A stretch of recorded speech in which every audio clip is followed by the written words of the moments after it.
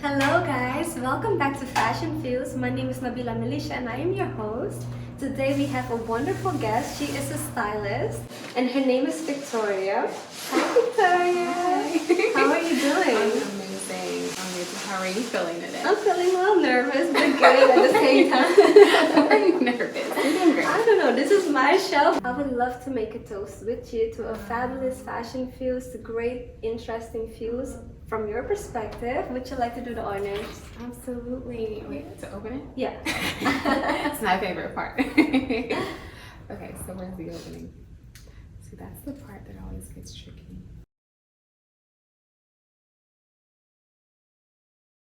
So, I think for my toast is always to success beyond our imagination, because I believe that it truly can and will happen when it's supposed to happen in divine timing, and that we are fully prepared to receive it and to grow whatever God has in store for us. Amen. That's amazing. Yes, because girl, the way success has been, I've seen people that get success and then they drop the ball. Right. And you know, I don't want to be that person that gets $1 million contract and then I go bankrupt. So Woo! Woo! Woo! here's to success. Here's the success. Okay, a little bubbly. Okay, so let me know if you want some more. That's good. It's good. Okay. Let it simmer. Right. I'll take this from you. Well, To great fashion feels, to success. yes. And to just having peace, success and peace, and to be able to bring our family and friends with that longer journey, because no one wants to be rich and be alone, you know? Exactly. I want to have my people with me, so That's beautiful. yes. Cheers.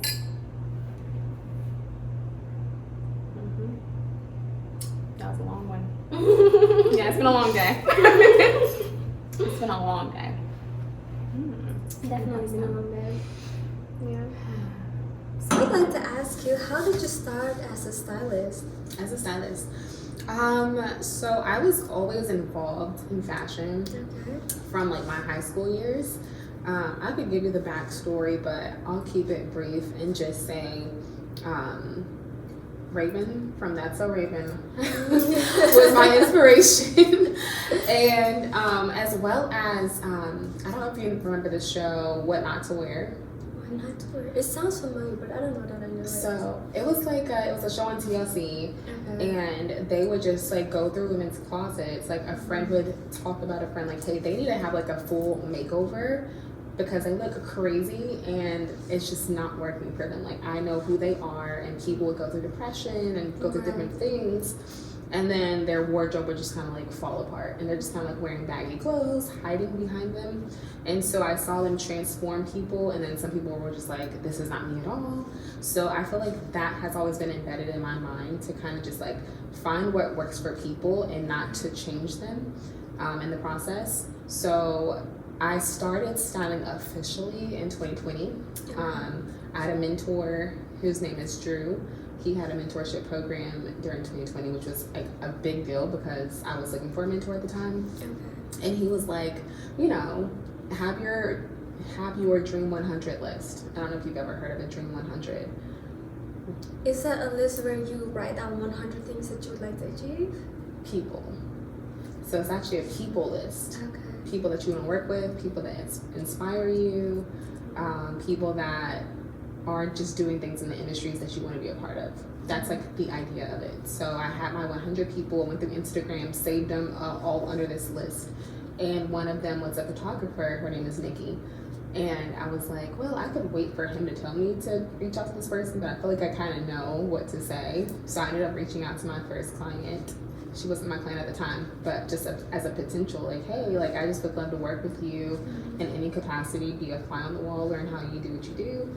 And she's like, sure, but actually, like, I have a shoot coming up for my own brand, and I would love for you to style me. And I was like, okay, so I just go out and get you clothes and then bring them to you? She's like, yeah. I was like, people pay for that? People pay for that service? I had no idea. So as I had no idea of thinking that people paid to do what I do for myself. because I just did it for free, you know? And so I worked with her. I had never met her, mind you. We were just emailing each other. So I just had to go off of what she told me she liked, a few pictures of herself on her Instagram, and just kind of fill out the spaces. And so from that, I brought her about 3 outfits under $100 and worked with some things that were already in her closet as well to kind of bring the budget. But I brought it to her, worked in the studio, we took photos. It turned out amazing. And that same day, I ended up meeting another girl named Tori, and she's like, "Let me get your number." And she's like, "What do you want me to save you as?" And I was like, "Oh, just put me as like Victoria Styles." So something casual. She's like, "Oh, that's cute. I like that." And I was like, "You like that? Okay, we're gonna use that as my name then." So that's kind of like where my brand kind of just like started. So yeah. How vital do you think it is or has been for you to have a mentor? I mean, he stopped doing the mentorship thing, and it really wasn't super niche at the time. It was basically entrepreneurs or people that aspired to be entrepreneurs that came together to be under his mentorship, and that was very pivotal. So to answer that question, it was vital in a lot of ways of just changing and diversifying how you think as an entrepreneur, because you think that you know everything, but you have no idea until like, oh. So like even like one guy, he did investing. Now he's major right now. Like I don't even know how much money he makes or what his net worth is. I just know he's really good at what he does. And to be in a space with people that are really good at what they do, it makes you want to elevate. It makes you want to like, oh, I'm not doing enough. So people think I'm doing too much. I'm like, no, I feel like I'm not doing enough in my own industry. So yeah. That's funny. So have you ever been to school for styling? Like after all the beginning aspects that you know? I never went to school. I never went to school, but I did get a lot of practice. Okay. So I feel like school is basically practice and then tests, right? Homework, and then you test out what you know. Yeah. And so people grade you by their response. Either you get paid and rehired, or you don't get rehired for your service. So I feel like in a sense, I didn't go to a physical building, but I got life lessons in styling. And also I was a manager at Hollister's, so I'm constantly having to style people like, do you think this looks okay? I'm like, go up a size, Susan. You know you're not a 5. Trying to squeeze your behind in a size 5. Come on now. So I feel like just working with so many different people, like I was working with teenagers, I was working with adults, I was working with older people like in their 60s, 70s, and it's all about the confidence. It's like if you can make them feel confident in what they're wearing, then it's like, that's easy. So how many pairs of jeans would you like? Okay, 10? Okay, cool. And people would come back, and I love that about working in that space, not necessarily the brand itself, but in that space of, helping people to understand their bodies. So that's kind of what I wanted to touch on with like the body dysmorphia, because I'm like, if you don't understand your body, you're constantly thinking there's something wrong with it, and it's not. It's just you have to find what fits you. Exactly. I looked it up, and it's in a nutshell, it's where you as an individual are seeing things as imperfections and things that you have to fix about yourself that no one else sees. So for instance, I was like in elementary school, like, I need braces. And my mom's like, no, you don't. Your teeth are fine. And I was like, but I think I need braces. You see that little thing, that little gap right there? She's like, you're fine. You'll be okay. Because all of my peers had braces. All of the kids I went to school with had braces. And so in my mind, I'm like, oh, their teeth look fine to me before, so I don't have a comparison. I'm just seeing the results of them getting them, and everyone looked cool. They had different colors, pink and purple. And so I think when it comes to how we view ourselves, it's also that same mentality fed in with social media and social forms of the social norms, I guess you could say, with plastic surgery and extensions and eyelashes and nails. It's like there's different levels. And I had this conversation with my family the other day, because I was just like, would y'all get a BBL? And it was just like, well, I don't have the money for that right now, and that's not my priority. But in my mind, I'm just like, but what if you had unlimited money? What if you had unlimited resources? What would you do with that money for yourself? Would you get that tummy tuck? Would you get those wrinkles stretched out or whatever. I don't know what people do with them. It's just like, you know, do they stretch them out? I don't know. They shrink them or I don't know. I think they get fillers or something. So like, people get fillers too, so that, let's say for your cheeks, to make your cheekbones higher, because that looks like more exotic to some people. So that's a thing. Yeah. And then like Botox, I don't know, Botox kind of relaxes your muscles in a way. Yeah. And somehow with the relaxation, I guess they get rid of your wrinkles. I don't know how it works to be exact, but there's a lot of things that go into you know, keeping up with this appearance, and it's not that I knock anyone that does it. I'm not saying I'm judging you and condemning you. It's more so about the mentality that we have going into that process and then living with it, because some people can get that and then you're not done. You still feel like there's something that you need to do in order to fix whatever only you see. No one else sees that, just you. But that's also like, what are you comparing yourself to? Yeah. And what's in your environment, because if everybody in your environment has a BBL but you, now you might feel like, you know, you're looking down on, or you know what I mean. So it might make you feel like you're pressured into getting it. Like maybe before them you would never, and now because that's all you see, you feel like you have to. You know. So would you do it? No. Okay. No. I mean, do you have a reason? That's a good question. Look at you. Okay. Are you what's her name? What's Oprah's best friend's? Gail. Yeah, it's even Gail. No, I personally wouldn't. And you know, the same conversation I had with my parents and my sister and my brother, because we're all in the same call. I was like, I grew up really early as far as physically. So for me to have everything by the fourth grade was different than someone that's in their 20s and 25. It's like, oh, I've been small in my life, now I want to get boobs. No, I already had them. And I was like, it's different when you have grown men looking at you as a fourth grader, and they don't see you as an age, they see you as a body. Yeah. You know? So how old were you at that time in fourth grade? Fourth grade, I was probably maybe 10. 10, 11-ish. Okay. I want to say, because I guess middle school is when you start turning like 12, 13. So I was about 10. Okay, that's pretty early. It's and because I look at little kids now, I'm like, what are you like? They're so tiny. And I was like, I was not small. I was not 4 feet. I was like about my height in fourth grade, fifth grade. Oh wow. Yeah, I just grew really fast. Yeah. So like for me, it wasn't that fast. But I think when I was 12, 13, I had boobs. And I was a little bit smaller than I am now, but they were already like pretty much this size.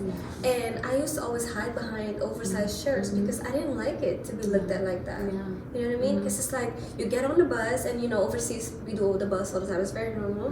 And I felt like as soon as I walk on, everybody's just like staring at me. And it was so uncomfortable. So I would always do like, to this day, I'm still like, sometimes it is out of my comfort zone to do something form-fitting, because for years I wouldn't, you know, because of how uncomfortable it made me, you know. But now it's like, okay, I am a woman, and every woman has it, but at that age, you don't really think about every woman has it. You just think of like, I'm still a kid. I still want to play outside, and you know. And I remember, so this is like the embarrassing part. So in fifth grade, or really all of elementary, we had to run laps. I didn't have the right bra to be running laps around. So I was just like running like this. It's just like, it's uncomfortable. And so, you know, wearing form-fitting clothes is like, oh, heck no. I would never, because I'm already exposed, you know. And then coming from like a conservative background, oh, you're wearing a bathing suit, oh, we're putting a shirt on top of that. Like, they will never see anything, right? So I definitely feel you when it comes to like just being uncomfortable, but also learning to be comfortable within your body, because no one can tell you how to live out your experience except for you going through it. You know? That's really good. Like, I remember too, when we were in high school, at that time I feel like the feminine shape wasn't really appreciated. Like, I had classmates who were curvier in their hips, and they were being teased for having a big butt. You know, and now everybody wants to have a big butt. But back then it wasn't like, you know, and I had a classmate who actually, she developed her breasts very early on, and nobody had, like, even I didn't have no breasts yet. and the boys would tease her and say like, oh, she got like tennis balls in her, Yeah. chest, and it's like little stuff like that. So you would easily be embarrassed for that. But I think also what got me out of it is there was this show on MTV, and it was called The Real World. I remember Do you remember that. I remember. I was like, where's she going with this MTV? Yes. Okay. And there were two girls on it. So there was this white girl. She was paying for these creams, and she would rub on the creams, and she would basically take these pills that would help her, develop breasts. Yeah, to grow. And so her boyfriend, he was like, she's just fine as she is. Like, he was pouring into her like, you're just perfect as you are. And so I remember that he had measured her, and so it came whatever measurement she had, and then that was the starting point, and then she continued using the creams and stuff, and then she grew like half an inch. Maybe like 2 weeks later, she was so excited, and then like maybe a week later, she went back to the first number, and so she was very devastated, and so she had a jar, and she started saving money for it, and at some point, like after the titles that they say what happened years later, she ended up doing the surgery. So I don't know where she's at in life. Maybe she sees this. But then there was another girl, the black girl. She actually started doing yoga and started looking at ways to love herself and accept herself for who she is, and so because she also didn't have breasts like that, and so she accepted herself and ended up just loving on herself and didn't do anything. And so that got me to a point where I started to look at myself, and I was like, you know what, instead of looking at these as they're too big, somebody else is doing all this extra stuff to achieve that, and here I am thinking like, oh, I wish it was smaller, you know what I mean? So that helped me to get over it and embrace myself. So I do appreciate MTV for having that show out, and those girls for being so bold to come on the show and share that, because that's a very vulnerable moment. It is. And I mean, like, I have family that it's the opposite. It's like we have way too much. And now it's like, can I get a reduction? Because I'm just like, people are paying, again, people pay to have what they don't already have and to take away what they have. So it's such an interesting space to be in now, because you have so many ways and people to compare yourself to, especially with social media. So I feel like that's where we come in as stylists and as designers, and to help people understand this is your body. I'm going to tailor everything to you. I'm not going to base your measurements off of this person over here. That it wouldn't make any sense. It wouldn't fit you, right? So if I can get things that fit you and things that bring out more of your personality, your spirit, you're gonna feel better about yourself. So I feel like, just like you said, pouring into yourself, getting books and reading and listening to things that encourage you to be more of yourself. Be around people that encourage you to be more of yourself. That's very key. It's game changing. It is. Because I don't know if you've ever felt like around certain people you feel like you gotta be a certain way. It's like and I'm getting out of that. This is like, because then it's never good enough. When you're around certain people, you feel like you have to dim your light, and then when you're at, you have to do this and you have to do that, and at some point it's like, it's so draining.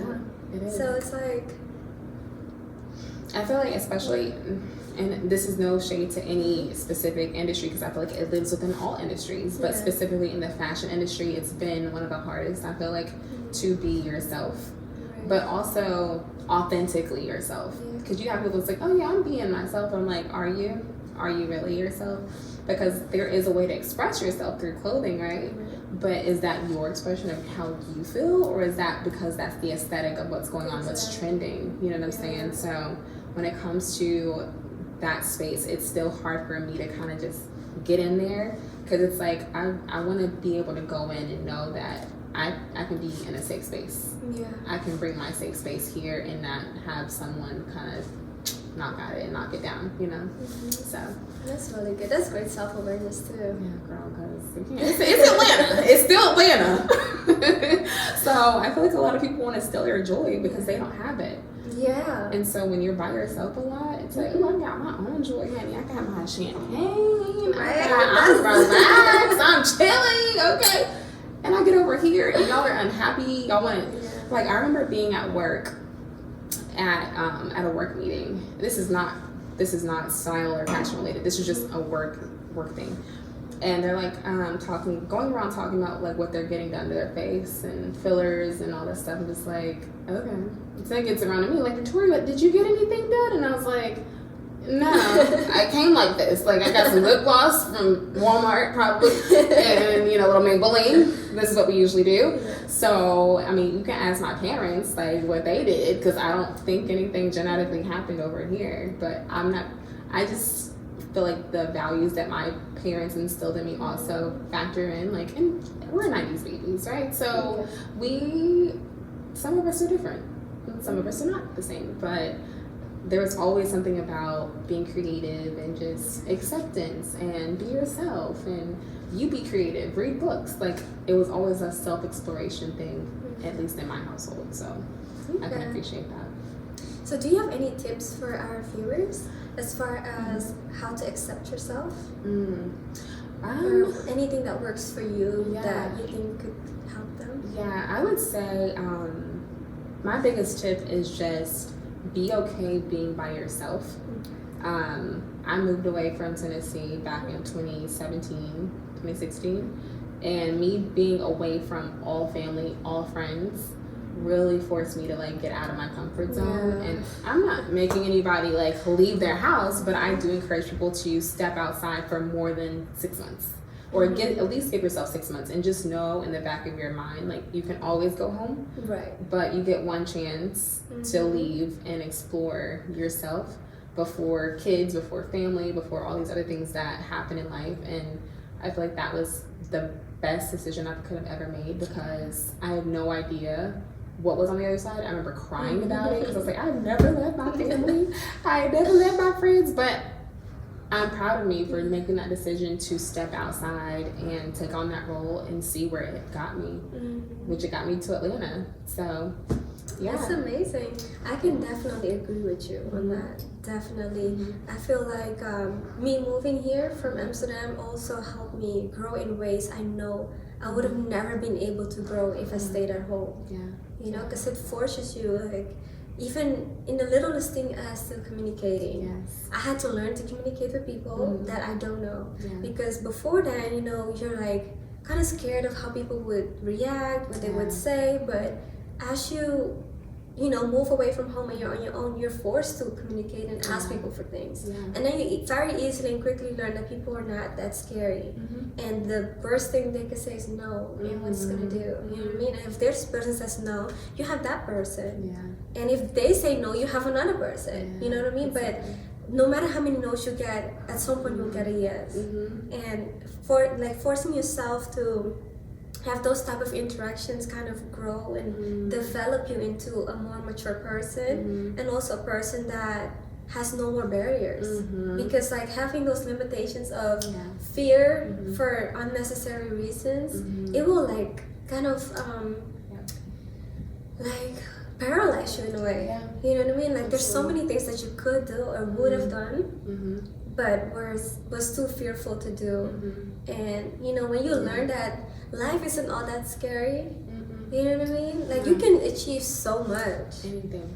I love anything is possible, honestly. I love that so much. And I gotta talk about being fearless. I gotta talk about that, because for the longest time I remember being so afraid of everything. Like as a kid, my mom's like, you gotta have some faith now. You gotta, what's his name? The one that walked on water, Peter. She's like, remember Peter? Peter had faith. I'm like, but then he sunk to the bottom of the ocean. So I mean, he had faith now. He had faith to get there. But as soon as you start doubting and thinking and putting stuff in your own control, you realize you don't have that control. And so I think the fear that I had before moving and doing all these things, it did paralyze me.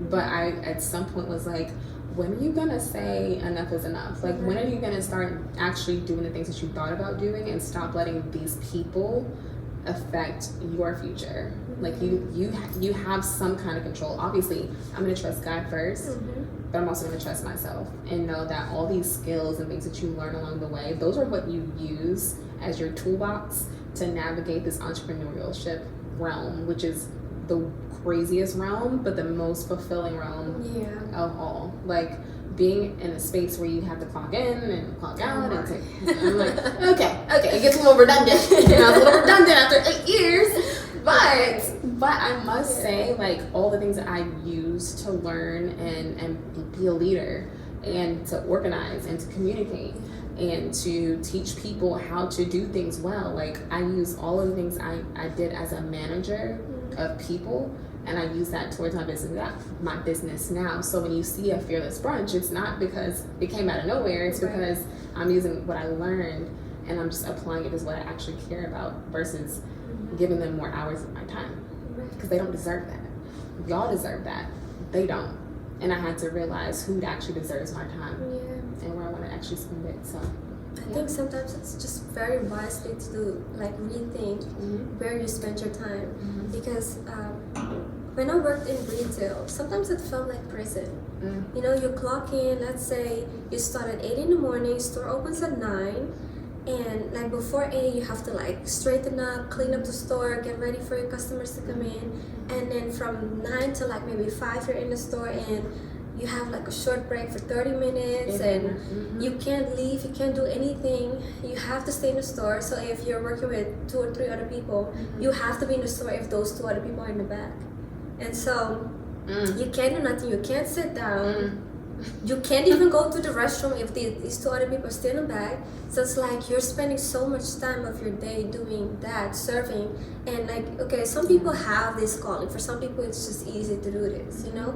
I know that it wasn't for me. For me it was just not pleasant, you know what I mean? So I started thinking like, this is time that I could have put in my own business and have people do what I'm doing in this store in my store, you know what I mean? But having those realizations, I think, are very important. Absolutely. And the sooner that you realize, I'm not going to say, oh, one day I woke up and I was ready to go, because technically that's kind of how it happened, but it was a buildup. It was. It was a buildup of things that were happening over and over and over, and I got tired of seeing people get played and get these carrots dangled in front of their face about promotions, and just seeing the disappointment over and over and over in every single state. I worked in 4 states of the same company, and everywhere I went it was the same cycle. No matter what district manager, no matter what general manager I had, it was the same thing. And it was like, well, who's gonna step up and say something? And it just, I mean, I'm a Scorpio. I don't feel like that really means anything to some degree, but I feel like it does mean some things. Like, I'm very loyal until you do something. I'm very much about you and care about you until you do something that F's up. But I stayed for a long time because I wasn't thinking about, I'm doing this for the company. I'm doing this to grow my staff. I'm growing my people to be able to, you know, go on and be better outside of this space. And it was, I would say last year, it was a lot of stuff that was happening, and I was just like, yeah, it's time. It's time. And I really had no plan on what I was gonna do. I was just like, I just know I can't be here, because if I can't be at peace with myself and be in this space at the same time cohesively, then I gotta choose one. And I chose my peace over being anxious, over being angry, and holding grudges against people for what? They don't care. It's not worth it. It's not worth it, and they don't care. Like, they're gonna continue to do whatever they can to make sure that you're miserable. So why would you stay in that? Why would you stay in a toxic relationship with your space, with your job, with your time? You know. So since then, it's just been such a relief, and it's been really hard for me to go back into the workspace, because even though I'm back into the quote unquote 9 to 5, I still do my 9 to 5 and my 5 to grind, because I don't believe in sleeping on myself anymore. You know, we gotta stop sleeping on our potential. You know? We gotta really do. Because I met you like 2 years ago. I think it was like 2021-ish. I mean, and you've done so much since then, like just meeting you, and like I was like, I have no idea. Was it 2021? Who was it last year? I feel like, because did we meet at the first time at my fashion show? Was that our first? That was our, yeah. Because that was last year, 2022. Wow. Right? I think so. Okay. Yeah. Well, don't have me lying, girl. 'Cause the way time is moving. Time is moving so fast. We're about to be in 2024. Are you ready? Are you ready for this? Because this is how I feel about 2024. It's like, okay, bring it on. I'm ready. Bring it on. It hit me, what, a couple of days ago, and I'm about to be 30. Girl, you'll be fine. You'll be 30 fine. Okay, wait, I have one more year. 2020, what, 5, I'll be 30. Okay. You're such a Second? You're young. Yeah, But it hit me, like, oh my God. Okay, let me tell you, like, you're doing so much right now in your 20s. It's amazing. And just, just be in that space. I would say the one thing advice-wise I would give to you is to be present in your blessings. Amen. I have to work on that myself because it's like sometimes I'm just so busy getting to it and go into the next thing. Like, okay, what's the next thing? Because people will ask you once you do something, so what's up next? When's your next lunch? When's your next thing? When's your next fashion show? I'm actually, we haven't even done the full thing. We're still working in the back. So yeah, let me just let this go and then and then you can plan the next one. But just be present in the moment so that you can like really, really remember how you felt. That's really good. Because you prayed about it, and you don't want to just miss that. So I'm really in a space of like learning to soak it up. Soak the things up because sometimes I look back at when I first moved here and I was like, the first months I didn't enjoy it like I wanted to or wish I did because I was so focused on like, oh my God, I gotta do this and I gotta do that and this is where I want to be at, and you know what I mean. And like all the things that I wanted back then I have right now, and they didn't come when I wanted them. They came when I was ready for them and when God said I needed to have them, and so I was like, I should have chilled all that time. So now I'm like really, and I still sometimes rush to get to things, but then I remember like tell myself like chill out, because remember how you felt like you really enjoyed that, you know what I mean? So it's like learn to just flow and one step at a time and relax and enjoy life, see things, go places.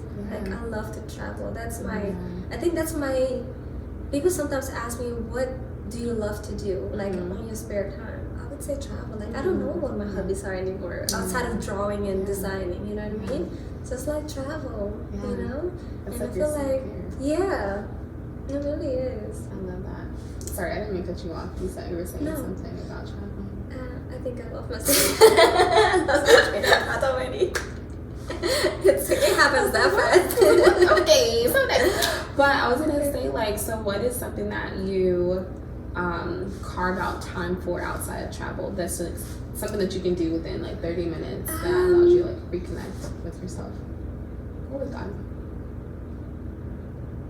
That's a very good question. I don't know. If you don't know, you can always make something happen. But and I only say that because I just did it yesterday and I was like, wow, I took a bath, I lit a candle, did like something that's like I don't make time for that for myself. And it's like, you can go get your toes done. Like, okay, cool, 30 minutes here and there. It's like, oh, he was getting to the massage. I was like, oh, let me give you an extra $5. You're doing a great job.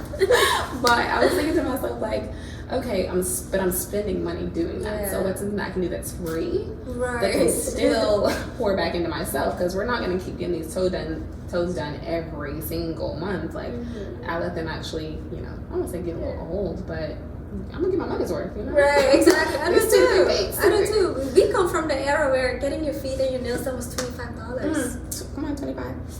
Now it's like $75 and up. What happened? How? The gel, the shape, the color. Like I know that y'all got extra paint in back. So I'm not paying an extra $10 for some color. Please. Feel free to leave a comment at some point. But I mean, I get charged what you're worth, and maybe that's what they learned to do. Maybe. Maybe. Anyway, we get taken advantage of $25. That's a steal. That's how they grow you in. They get you in with a deal. Learning marketing, working with stores. Oh, they'll have a big sign that says 50% off. Inclusions will apply. I'm like, wait, so what's 50% off? Just this rack. I'm like, wait, you got this whole store? It's all full price? Exactly. Okay. I'm gonna see myself out. Or it's like with one purchase. Yes. And it's like, I didn't read this with one purchase, so now I'm like, dang, I gotta make a purchase. Which is to me, at first, I'm just gonna leave y'all. Y'all got it. Clearly, y'all got the other suckers. I ain't gonna be one of them. I'm gonna go to Amazon.com. Right. Oh my. They gotta sponsor something. I gotta throw them out there. Hey, Amazon. If you see this. I'm just saying, like, we're already, or even does YouTube sponsor videos? Do you YouTube? Please. Do you? Leave in the comments.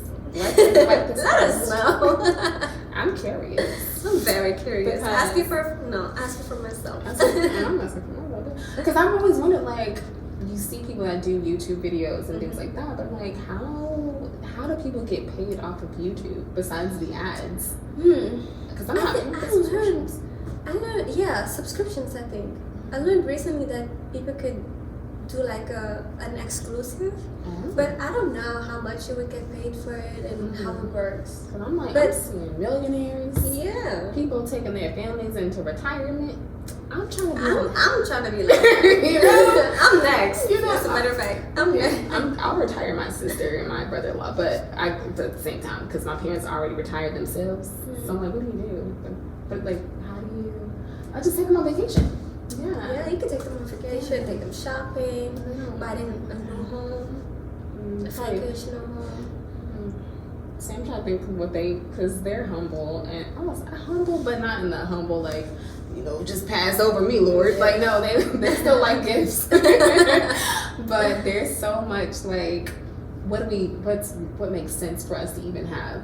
So me giving them a house, it's like, well, that's another mortgage, ain't it? You know, or an investment property that might be probably the best thing. Yeah. Something that I can take them to. But they're getting old, so besides popping out some children in the future, I don't know what else I can do with that. I guess that's one of the best gifts. Like my mom, sometimes we making comments like, so when are you gonna, and I'm like, Mom, a kid is not something you pick up at Walmart. No, I'm just saying. I mean, you could pick up a kid at Walmart, but you know, it wouldn't be legal. It wouldn't be legal. It's not something you purchase and return. You know what I mean? This is a lifetime commitment. Literally. I'm saying, I think about kids all the time. Like, I guess it's because it's on my algorithm. It's like babies, and then you know, when you hit your 30s, you really start to see your friends if you haven't already seen your friends having babies, and they got the house, they got the car, they got the husband, and all these things. I'm like, I'm proud of y'all. I really am. I'm happy for where you are in life. It's just not where I'm in life. And I have to be okay with that too. Yeah, and that's fair. I'm not desperate for nobody's son. Right? Now, if he wants to make me happy and I can make him happy, story. You know, but we're not rushing the process. And that is one big thing about getting older, is not rushing because you feel like you have to meet these deadlines. You know, hitting 30 was great, loved it, but 32. Yeah, hitting 32. 32? Wow, okay. I haven't said that number out loud yet. Hitting 32, I feel like there is some kind of like shift, but more so like I'm just thankful, you know. Like I could be in a lot of places, but we're here. We're thriving. We're doing amazing things in life, so that's really amazing. Honestly. Speaking on amazing, you look amazing. Thank you, girl. You really do. Let's talk about what you're wearing today. Okay, do you really want to know? I really want to know. You can give us a spin if you'd like. Head to toe, or you can stand up, whatever you're comfortable with. Let's see. Okay.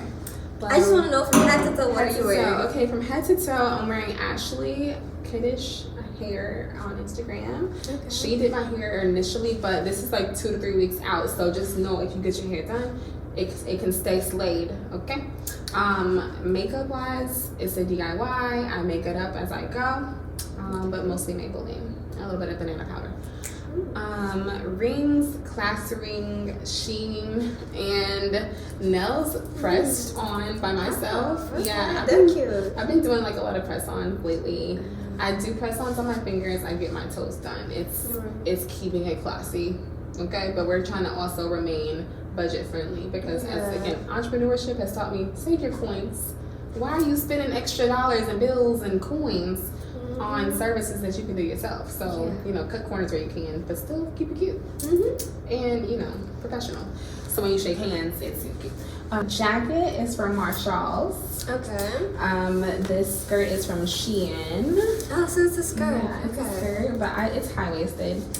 Belt and matching shoe. It's a cute pump.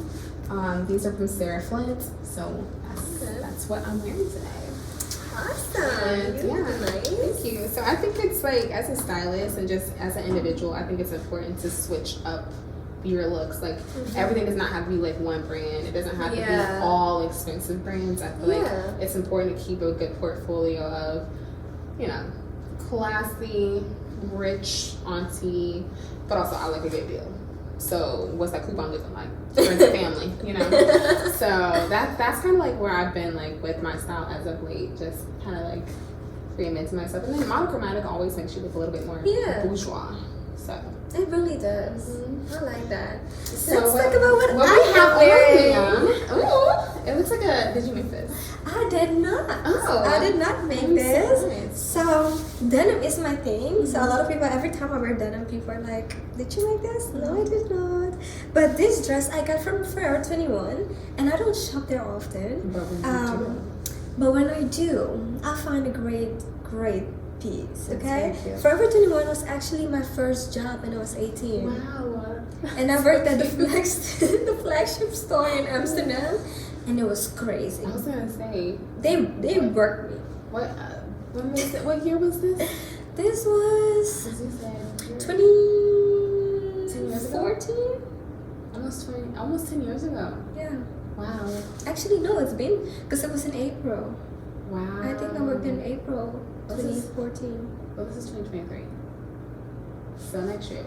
Yes, next year. Oh my goodness. 9 years. But I'm thinking about like, because I'm 28 and I was 18. Yeah. So age-wise, it's 10 years ago. Okay. But maybe it was then 2013. Actually, yeah, Okay. it was. Okay, so it was 2013. Okay. Yeah. Wow. 2013. Wow. Okay, so I Yes. know because I asked because I know that it was way more popping. Yeah, back then. Woo. I remember when it first opened up. It was crazy. Like people were just shopping from morning literally until night. And we would do like we would open up earlier than normal stores, so we would open up at like 8 a.m., 9 a.m. maybe. That's insane. And then we would close at 7 p.m. and then on actually 8 p.m. Wow. And then on Thursdays we would open until 10 p.m. That's crazy. So that was like the Fashion Nova before Fashion Nova. Yes. And that's why it went crazy because you had so many selections and you had all these different themed sections. I remember that. And it was so cute in there. I loved it. It's still cute though. It's still, you know, I just don't, it's not my market anymore because now I'm like into a different style. But every now and then I do pop in and find a cute piece like this. I love it. And then on the shoes, we are wearing Gianni Beanie. And it has like a braided detail that I really love. My bracelet was a gift. Sorry, say that one more time. Oh, I was like, it looks very cozy. Thank you. My bracelet was a gift, but it is from Kay. Now we have my Apple Watch from there. I have this ring on that my mom gifted me, I think when I was 8.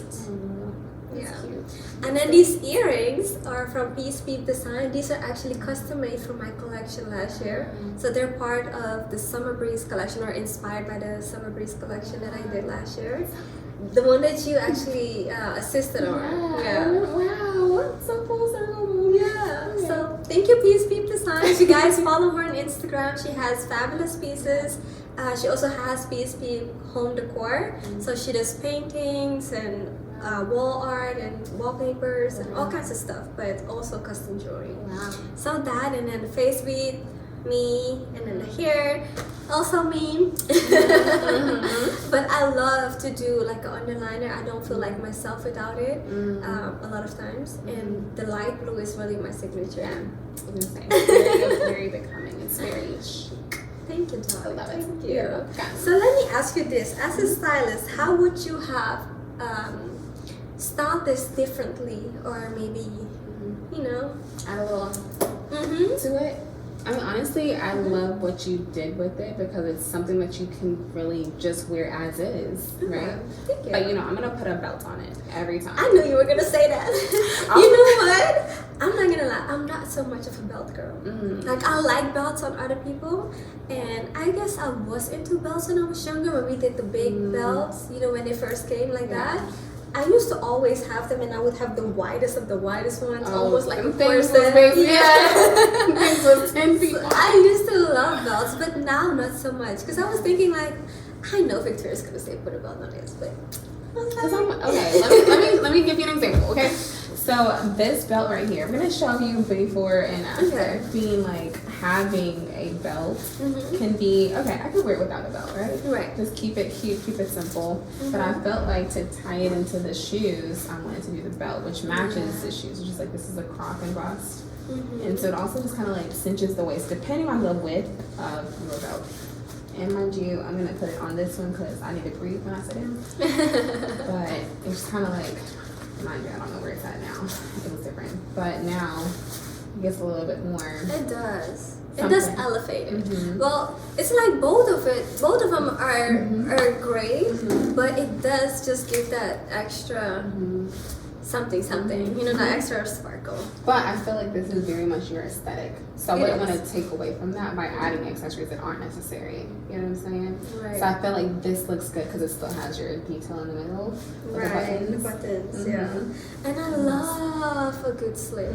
I so love a slit. Just enough. It's just enough to like, it's still a mystery. You know? You're not going to see all of this. It's a lot of that.